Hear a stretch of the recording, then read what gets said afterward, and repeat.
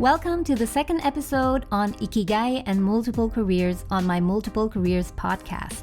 This is the second episode, so in case you haven't listened to the first episode yet, then you might want to go and listen to that one first before you continue, so you get an overview. In case you're new here, I make videos and content on how to build a fulfilling and meaningful career, rather than just going with the flow and doing what everyone else does and expects, so that you can live a life with less regret. In this podcast, I want to help you break down problems and challenges that you might face in your work and career and share my thoughts. If this is something that's important to you and that you're interested in, then do hit the subscribe button and also the little alarm bell in case you're listening to this on YouTube. Ikigai is a Japanese concept, a way of living that can lead to a longer life, that makes life worthwhile and gives one a reason for being. Ikigai has been popularized in the West, among others, through this book, Ikigai, The Japanese Secret to a Long and Healthy Life by Hector Garcia and Frances Miralles. And I'll be discussing parts of this book which I think relate to work and career. Going on to the chapter of anti-aging. When I first heard about the term anti-aging, the first thing that came to mind is somehow Botox and cosmetic procedures and diets to look younger, and it all sounds a bit superficial. But anti-aging is much more than just skin deep. It's about how to age well, body, mind, and soul, and who doesn't want this? Roughly summarized, the benefits or side effects of Ikigai is living a life that is longer, healthier, and happier. And the reason that I say roughly here is that it's not that accurate to say that Ikigai causes something, like a happier life, because from what I understand, part of Ikigai is also being happy in itself. It's not a simple causal effect or relation. I understand here that Ikigai is a concept that is so interconnected and interdependent that it's difficult to isolate. So bear with me while I figure out and explore what makes Ikigai. And this is so important because I bet that people don't just want to live longer, but they want to live longer with a high quality of life. Because no one wants to get to 110 years old but suffer most of the time. And considering that most of my viewers and listeners here will have a 50% chance to get to about 98 to 102 years old, this becomes a very relevant question. How not to only increase the odds of a long life further, but how to also increase or at least maintain a high quality life? This is something that I'm really curious to find out more about.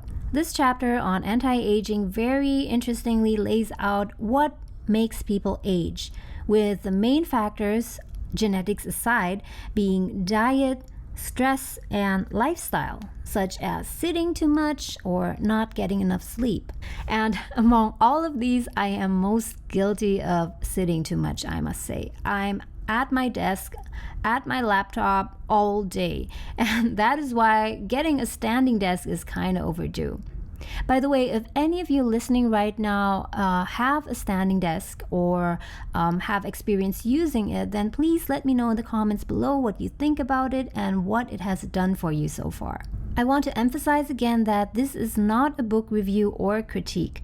As I go through each chapter of this book, Ikigai, I am intentionally picking out parts of this book to discuss that I think relate closely to building a fulfilling and meaningful career.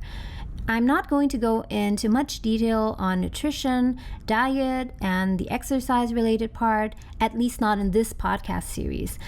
This is something that is very interesting to me personally as well, but it's just not the focus of this podcast. So if you want to know more about these things, then I would highly recommend you to pick up the book. I'm particularly interested about the stress portion because this directly relates to work and career. And I can safely say that most of us experience quite a lot of stress in their daily lives. And here the author mentions that according to the American Institute of Stress, most health problems are caused by stress. And I'll spare you all the details of how stress can lead to disease. Everyone knows that we need to try and reduce or at least manage our stress levels. It's easier said than done, I know, but it can be done gradually if it really matters to you. But what's even more insightful is the author says in his book that a little stress is good for you.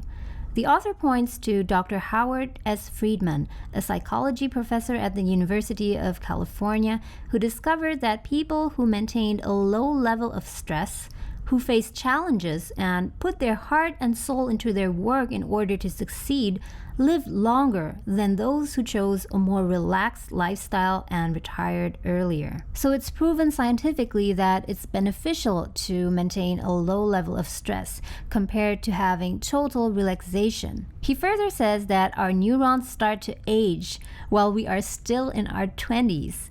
This process is slowed, however, by intellectual activity, curiosity, and a desire to learn. Dealing with new situations, learning something new every day, playing games, and interacting with other people seem to be essential anti-aging strategies for the mind. And this might sound alarming to you. At least it does to me. I mean, our neurons start to age while we are still in our 20s. It means that by default, our minds are already on a mental decline.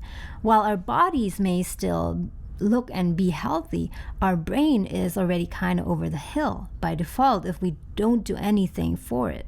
It seems that what matters is intellectual activity, curiosity, novelty, and interaction with people. Maybe it's not enough to be just reading when you're old, or to be just taking care of the lawn, or just baking the same cakes with the same recipes over and over again, although it does take up a lot of time. It seems to me that there is a certain intensity needed to reap the benefits of a long and healthy life. And realizing this made me even more certain that I want to always remain active throughout my whole life and not aim for a certain age at which I want to retire completely and only relax. And this ties in nicely with the concept of multiple careers, which is also the name of my YouTube channel and podcast. In case you're not familiar with the term yet, multiple careers has two basic forms. One is concurrent multiple careers, which means to have more than one career at the same time. These are also called portfolio careers or slash career. For example, if you are a yoga teacher and also an architect, or you're a doctor and a musician, and so on. And the second form is consecutive multiple careers, which is to pursue different careers at different stages of your life, rather than just pursuing one single career path for your entire life from your 20s to your 50s, let's say. And the great thing is that a longer and healthier life on one side enables people to fit in more than one career into their lives. And this is especially relevant and good news for those people who have many interests that they want to pursue professionally and not just as a hobby. For example, people who work in finance until their 40s and then start a career as a book author in their 50s and beyond. On the other hand, pursuing more than one career in one's life can also contribute toward a longer and healthier life, simply because by starting a new career, through the process, you need to learn more things, and you feed your curiosity, and you need to eventually interact with different kinds of people. And that way, you don't get stuck in routine habits. You don't work on the same task and the same things over and over again. Of course, you don't necessarily need a new career.